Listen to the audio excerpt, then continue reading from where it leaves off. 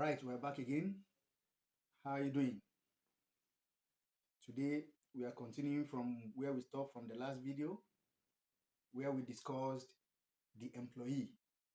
So, and today we are going to go on to the next quadrant, which is self-employed. Self-employed. Don't forget, we are discussing the quadrants, cash flow quadrants. So, where we have the employee, the self-employed, big business owners and investors. So we have discussed what the employees the employees are, who they are, and the categories they fall. Today we are taking a look at the self-employed. Let's go ahead. So don't forget our social media handles are always displayed on the screen. Make use of them. Share the videos. Let them go viral. Invite your friends. Give us likes. Drop your comments. And let us see how we can all grow together. Thank you. So, as I've said earlier, we are discussing today the self-employed and who are the self-employed. So, self-employed is an individual or someone who works for themselves and operates their own business or freelance practices. So they don't work for anybody. They have their own job. They have their own work doing, and they are responsible for generating income, managing their clients or businesses, handling their administrative tasks, and they are not typically employed by any other entity except by themselves.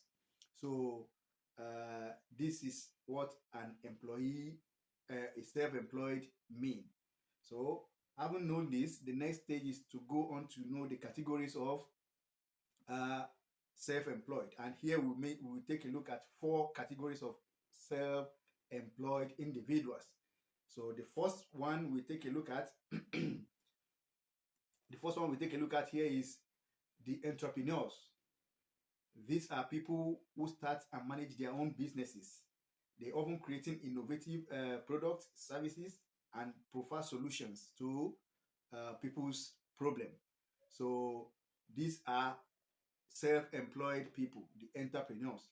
That is the number one category of self-employed. Then the next one we take a look at is the freelance or independent contractors. These are professionals in their own field. So they provide their services, their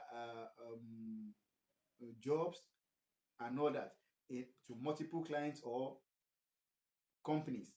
So they freelance, they can work for this person, go to that place, depending on the nature of the job you want them to do for you or the services you want them to render for you. So they do that for you by themselves without nobody sending them over. So they are the one to provide that for you. That is, they are freelance. So, and they are independent. They don't wait for anybody to take instructions and all that. Then the next one are the consultants. These are also professionals. Like we have the doctors, the lawyers, the engineers, um, artisans, and all that. So you consult them for their services or their product, and they render it to you. So this is another category of self-employed. And the last one here, they are the sole proprietors, individuals who own and operate their own business alone without being dependent on anybody at all. So they are single man army, a lone ranger. That is what they are. So these are the four categories of self-employed. We have the entrepreneur, we have the freelancers, we have the consultants, and the sole proprietors. So now, before we go forward, don't forget our social media handles are always displayed on the screen. Make use of them, share the videos, drop your comments, invite your friends, ask your questions, and give us the likes and the thumbs up. And don't forget to also follow us on all our social media platforms. Thank you.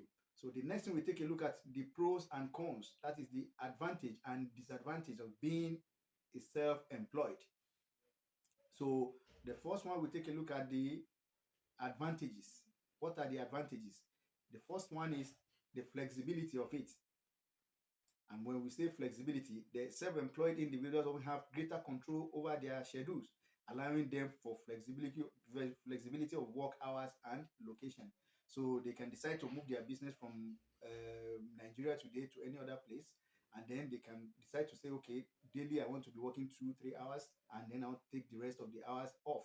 So they have the flexibility of their time and their schedules. That is one of the advantages.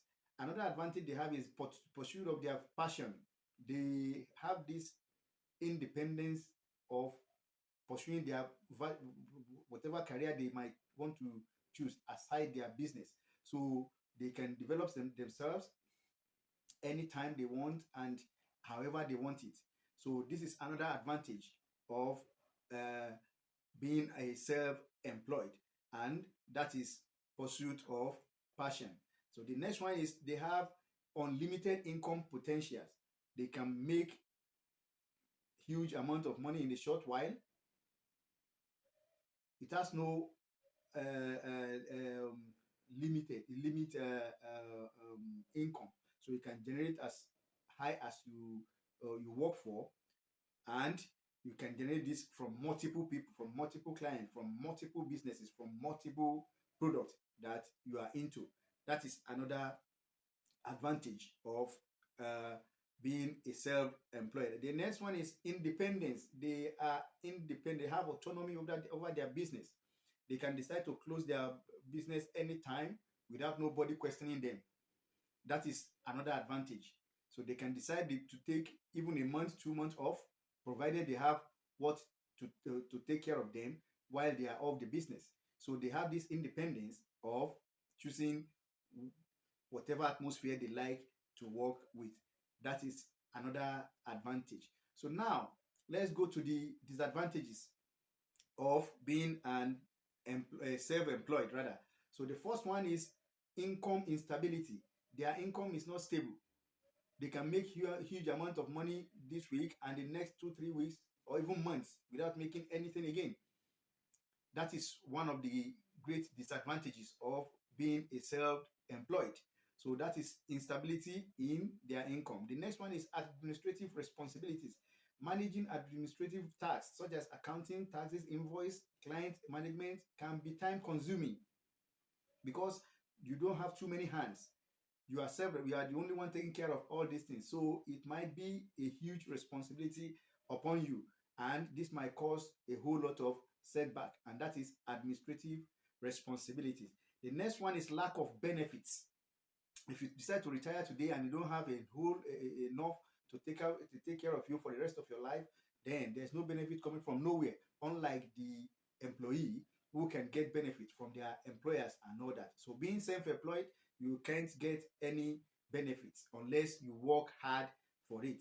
And the last one we take a look at here is the risk and uncertainty of the quadrant. So self-employment involves financial risk and uncertainty, including market competition, client retention, and business sustainability. So this might not be too easy for someone who is being self-employed to handle, and this is also part of the disadvantages of being an employee. So we stop here for now. When we come back in the next video, we take a look at the other side of the contract, and that is where we have the big business owners and the investors.